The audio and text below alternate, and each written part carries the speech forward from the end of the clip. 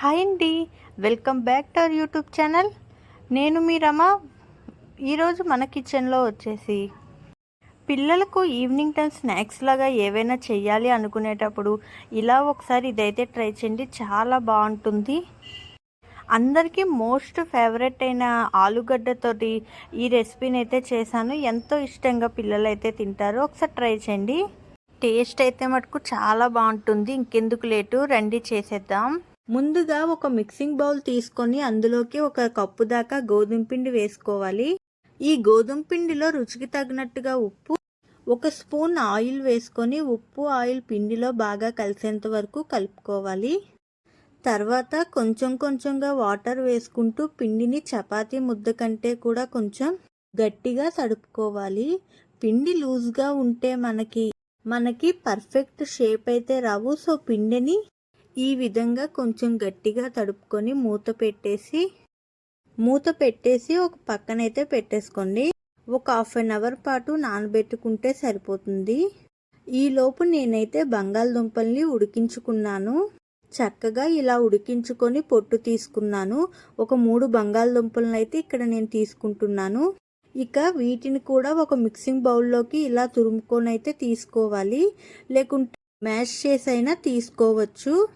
నేను తీసుకున్న బంగాళదుంపలన్నిటినీ ఇలా తురుముకొని అయితే తీసుకున్నాను. ఇందులోకి ఇప్పుడు కొన్ని కట్ చేసుకున్న ఉల్లిపాయ ముక్కలు, 2-3 పచ్చిమిర్చి ముక్కలను వేసుకోండి. ఇందులోకే కొంచెం కరివేపాకు, 1 టేబుల్ స్పూన్ కారం, రుచికి తగినట్టుగా సాల్ట్ వేసుకోవాలి. 1 స్పూన్ గరం మసాలా పొడి, కొంచెం 1/2 టీ స్పూన్ అంత అల్లం వెల్లుల్లి పేస్ట్ కూడా వేసుకోవాలి. కొంచెం అంత జీలకర్ర వేసుకొని ఇవన్నీ ఈ తురుములో బాగా కలిసేంత వరకు కలుపుకోవాలి. ఈ మసాలాలన్నీ ఆలూలో బాగా కలిసేంత వరకు కలుపుకొని దీన్ని కూడా పక్కన పెట్టేసుకోండి. తర్వాత మనం చపాతీలాగా చేసుకొని దాని మీద స్టఫ్ కోసం దీన్ని వాడుదాము. ఈలోపు మనకి పిండి కూడా చక్కగా నానిపోయింది. పిండి అనేది కొంచెం సాఫ్ట్గా అయితే అయ్యింది. ఈ పిండి ముద్దని ఒక ఫ్లోర్ మీదకి పల్చగా ఒత్తుకోవాలి. ఇలా మొత్తం పిండి ముద్దనంతా ఒకేసారి తీసుకొని పల్చగా షీట్ లాగా రోల్ చేసుకోవాలి. మరీ పల్చగా అవసరం లేదండి, ఒక మాదిరిగా ఉండాలి. ఎందుకంటే మనం స్టఫ్ అనేది పెడతాం కదా, మళ్ళీ ఆయిల్లో డీప్ ఫ్రై చేసేటప్పుడు ఆ స్టఫ్ అంతా బయటకు వస్తుంది కాబట్టి కొంచెం మందంగానే ఉండాలి. కొంచెం బారుగా రోల్ చేసుకోండి, మరీ రౌండ్గా కాకుండా. పొడిపిండి అక్కడక్కడ జల్లుకుంటూ కొంచెం బారుగా మొత్తం అంతా కూడా చపాతీలాగైతే చేసుకోవాలి.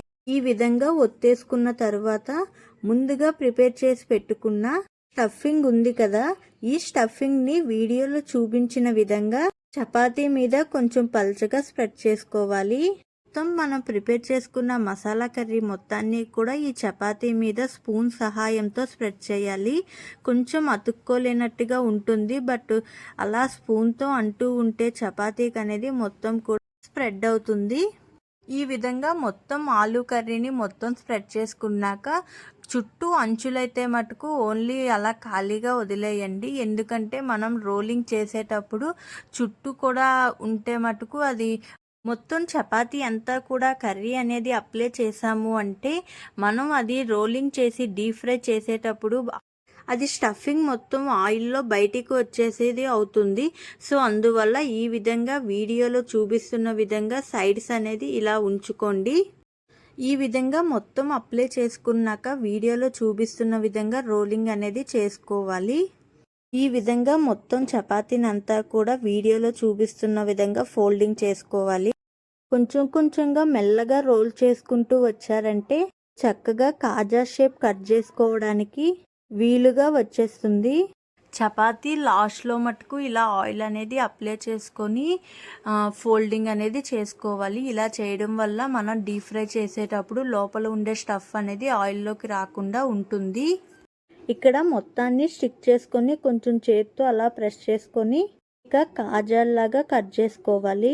ఎక్స్ట్రాగా ఉన్న పిండిని, ఎడ్జెస్ పిండిని కట్ చేసి కాజా షేప్లో ఒక్కొక్క పీస్ని కట్ చేసుకొని వీటిని వేడివేడిగా ఆయిల్లో ఫ్రై చేసుకున్నారంటే చాలా పర్ఫెక్ట్గా అయితే వస్తాయి.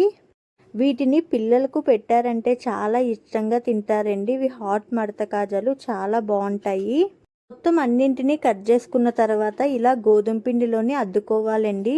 ఎందుకంటే మనం కట్ చేసుకున్నప్పుడు ఇలా ఆలూది బయటకు కనిపిస్తుంది కదా, సో ఇది డీప్ ఫ్రై చేసేటప్పుడు బయటకు వచ్చే అవకాశం ఉంది. అందుకనేసి ముందుగా గోధుమ పిండిలో అద్దుకుంటే పర్ఫెక్ట్గా వస్తుంది. ఈ విధంగా మొత్తం అన్నింటినీ గోధుమ పిండిలో అయితే అద్దుకొని ఒక ప్లేట్లో అయితే తీసి పెట్టుకున్నాను.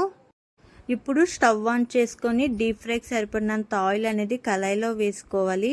ఆయిల్ కొంచెం వేడెక్కినాక మనం చేసి పెట్టుకున్నవి మొత్తం అన్నిటినీ కూడా ఒకదాని తర్వాత ఒకటి వేసుకోవాలి. వీటిని మీడియం ఫ్లేమ్లోనే ఫ్రై చేసుకోవాలండి. హైలో పెట్టుకుంటే బయట మాడుతుంది కానీ లోపల ఆలూ కర్రీ అనేది అంతగా ఉడకదు. సో మీడియం ఫ్లేమ్లో పెట్టుకొని ఇటు అటు టర్న్ చేస్తూ మొత్తం ఫ్రై చేసుకోవాలి. చక్కగా ఫ్రై చేసుకోండి. వీటన్నింటిని జాగ్రత్తగా టర్న్ చేసుకున్నారంటే అన్నీ ఒకే షేప్లో చాలా పర్ఫెక్ట్గా అయితే వస్తాయి. ఈ విధంగా మొత్తం బాగా ఫ్రై అయిపోయి ఇలా గోల్డెన్ కలర్ వచ్చాక ఒక ప్లేట్లోకి అయితే తీసుకోండి. చూస్తున్నారు కదా, చూస్తుంటేనే ఎంతో నోరూరిపోతుంది కదా, తింటుంటే కూడా చాలా బాగుంటాయండి. పిల్లలు కూడా ఎంతో ఇష్టంగా ఈ స్నాక్ అయితే తింటారు. ఎప్పుడూ తినే స్వీట్ మడత కాజాలు కాకుండా ఇలా హాట్ మడత కాజాలు ఒకసారి ట్రై చేయండి. టేస్ట్ అనేది చాలా బాగుంటుంది. చూస్తున్నారు కదా, ఆయిల్లో డీప్ ఫ్రై చేయడం వల్ల లోపల మొత్తం వరకు కూడా బాగా అయితే ఉడికింది. మీకు ఈ వీడియో కనుక నచ్చితే please like and share and subscribe to our channel. Thank you for watching.